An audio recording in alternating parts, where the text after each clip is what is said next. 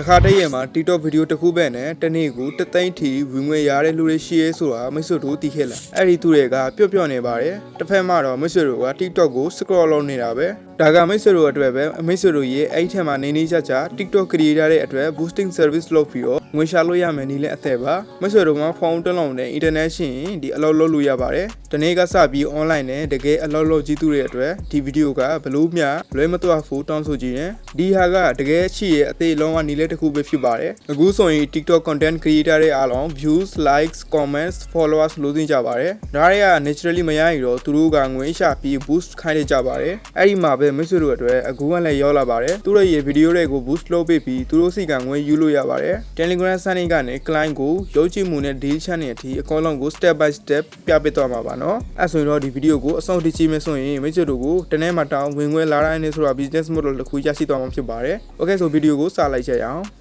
ပထမဆုံးကျွန်တော်တို့ Telegram channel တခု fan follow လုပ်ပါတယ်ဘာလို့လဲဆိုတော့ဒီ channel မှာတဆင့်ပဲ member တွေစုဆောင်းနိုင်မယ်သူတို့ကတဆင့်ပဲ likes views စားတဲ့ service တွေဝယ်ယူကြမယ်ဒါနဲ့ပဲကျွန်တော်တို့ရဲ့ earning ဖြစ်တော့ပါမယ်ကဲ Telegram app မရှိတဲ့ရော Play Store မှာသွားပြီး download လုပ်ပြီးတော့ account တစ်ခုပြုလုပ်ပါနော် account ဖွင့်ပြီးသွားပြီဆိုရင် Telegram app ကိုဖွင့်ပါအောက်ရှင်းတာမရှိရတဲ့ခဲရန်ပုံစံလေးကိုနှိပ်ပါနော်ပြီးရင် new channel ကိုရွေးပါ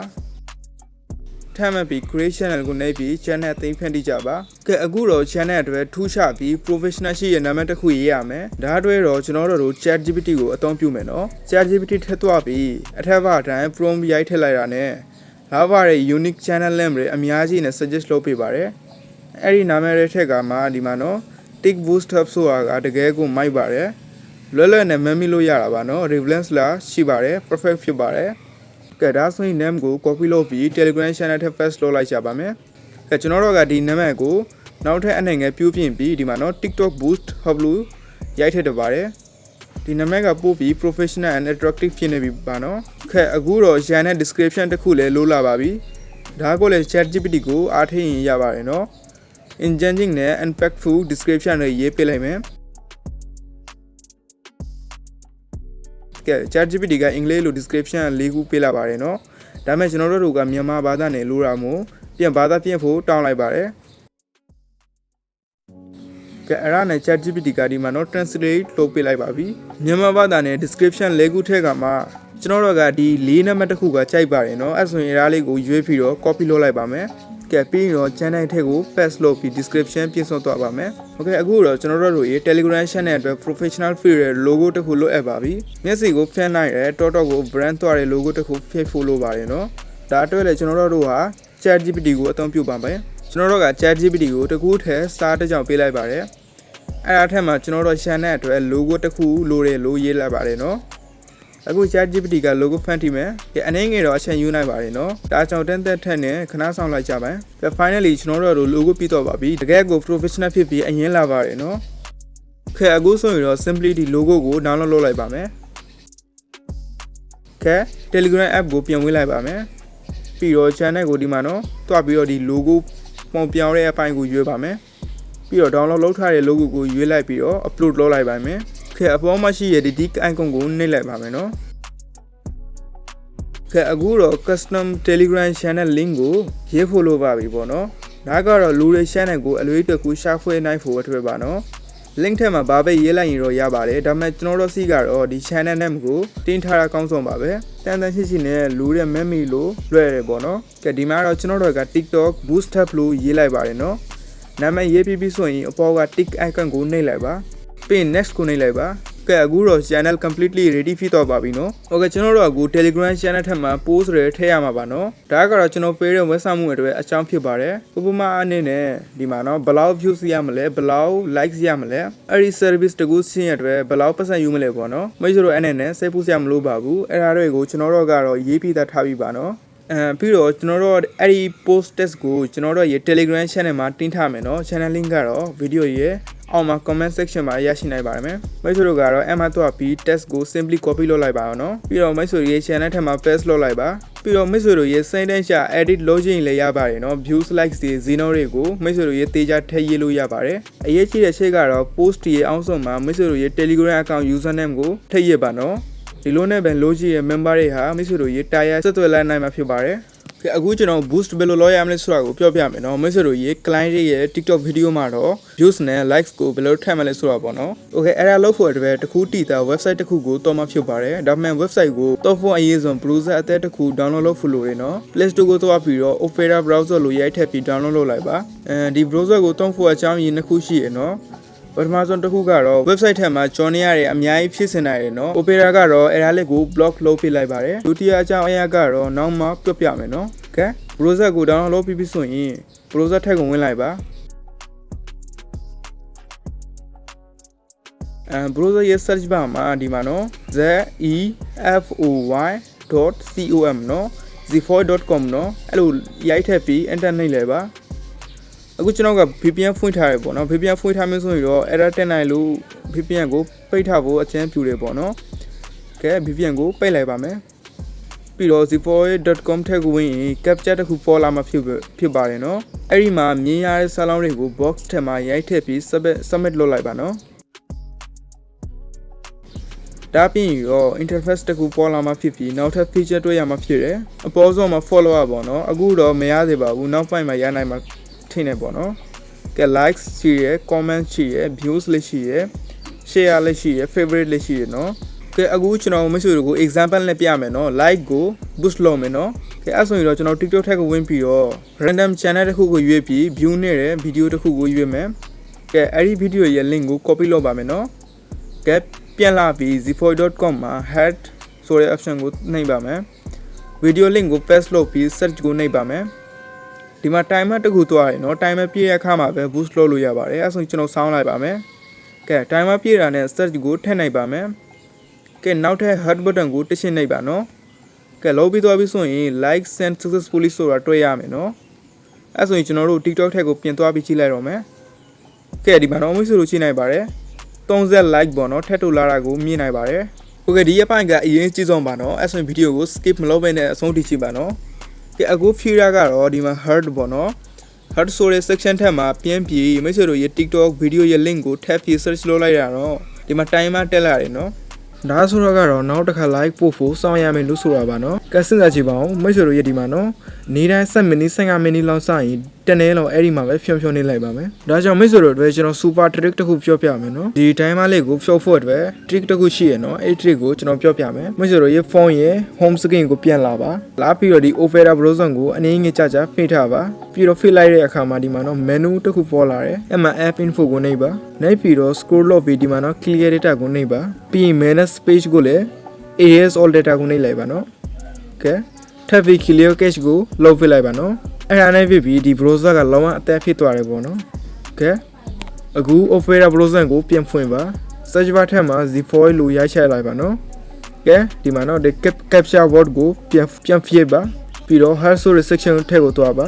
ပြီးတော့မိတ်ဆွေတို့ရဲ့ဒီမှာ TikTok video link ကို paste လုပ်ပါ search ကိုနှိပ်ပါဒီတစ်ခါမှာ timer ကတိုးတက်သွားတယ်ပေါ့နော်မိတ်ဆွေတို့ဒီမှာမြင်လိုက်ကတော့2မိနစ်ပဲစောင့်ရတော့တယ်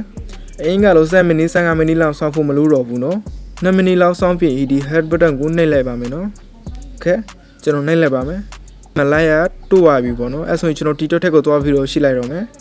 ကဲဒီမှာမိတ်ဆွေတို့ရှိနိုင်ပါတယ်နော်ဗီဒီယိုထက်မှာ30 like လောမပြန်တက်လာပါတယ်โอเคအခုတော့ကျွန်တော်မိတ်ဆွေတို့ကို views လဲ boost လုပ်နည်းလေးကိုပြောပြလိုက်မယ်နော်ဒီနည်းလေးကတူတူပါပဲ TikTok video ရဲ့ link ကို copy လုပ်လိုက်ပါမယ် zefoy ထက်ကို view section ထက်ကိုသွားပြီးတော့ဒီ link ကို paste လုပ်ပြီး search ကိုနှိပ်လိုက်ပါမယ်အခုတော့ဒီမှာနော် timer ကမပေါ်တော့ဘူးနော် button တက်တဲ့ active ဖြစ်နေတာမို့ရှင်းနှိပ်လိုက်ပါမယ်ကဲဒီမှာနော်900 views တက်သွားတယ်ပေါ့နော် TikTok ကိုပြန်သွားမယ်ကဲဒီမှာနော်600 views ပေါ့နော်900ပြတာပေါ့နော်ဒါပေမဲ့600တက်လာရပါကဲကျွန်တော်နောက်တစ်ခါတက်လို့မယ်ပေါ့နော်ကဲဒီမှာနော် timer က9မိနစ်လောက်စောင့်ဖို့ပြောပါတယ်ဒါပေမဲ့ကျွန်တော်ကဒီမှာနော်စောင့်စရာမလိုပါဘူးကျွန်တော်အဲ့ဒီလိုမျိုးပြန်လုပ်ပါမယ် clear data လုပ်ပြီးတော့ပြန်သွားမယ်နော်ကဲဒီမှာနော် zefoy ကိုပြန်ဝင်မယ် capture ဖြစ်မယ် view section ကိုသွားမယ် link ကို paste လုပ်မယ်ပေါ့နော်ကဲဒီတစ်ခါတော့ timer က10မိနစ်ပဲဖြစ်နေတာမျိုးမြင်လာတယ်နော်10မိနစ်အကြာမှာ click လုပ်လိုက်ပါမယ်ကဲဒီမှာ view 900ပြန်တက်ပါပြီပေါ့နော်ပြီးတော့ဒီမှာ share နဲ့ favorite ကိုလည်း boost လုပ်လိုက်ပါတယ်နော်မကျတို့ဒီမှာကိုကြိုက်တဲ့ service မှာလည်းဒီ boost လုပ်လို့ရပါတယ်ပြီးတော့ကျွန်တော်တို့ရဲ့ service ထက်မှာလည်းဒီ feature အကုန်လုံးပါပြီးသားပါနော်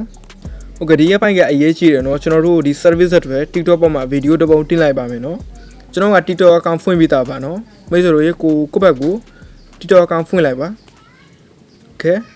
အခုကျွန်တော်ဒီမှာတော့ template ထက်ကိုဝင်ပြီးတော့ဒီမှာတော့ template လေးအများကြီးတွေ့ရပါတယ်နော်ကျွန်တော်ကဒီမှာဒီ template ထဲမှာပထမအနေနဲ့မြင်ရတဲ့ template ကကောင်းပါတယ်ပေါ့နော်အဲဆိုရင်ဒါလေးကိုကျွန်တော်ဝေးလိုက်ပါမယ်ပြီးတော့ဒီ screenshot တစ်ခု screenshot နှစ်ခုထည့်ရမှာပါနော်အဲဆိုရင်ကျွန်တော် screenshot ရလိုက်ပါပြီနော်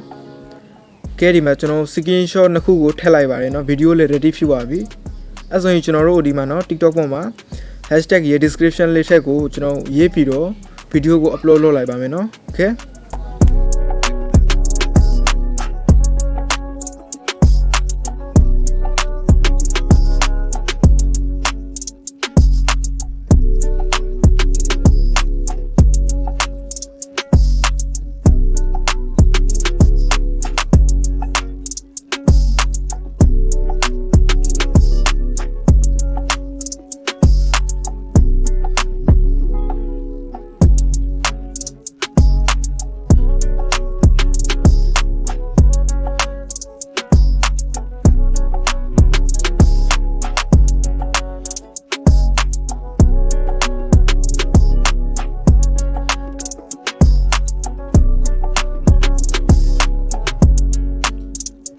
Okay ကျွန်တော် video ကို upload လုပ်ပြလိုက်ပါပြီเนาะဒါပေမဲ့အလောက်ကဒီမှာမပြည့်သေးပါဘူးအခုကတော့နောက်ထပ်အရေးကြီးတဲ့အဆင့်ပါเนาะ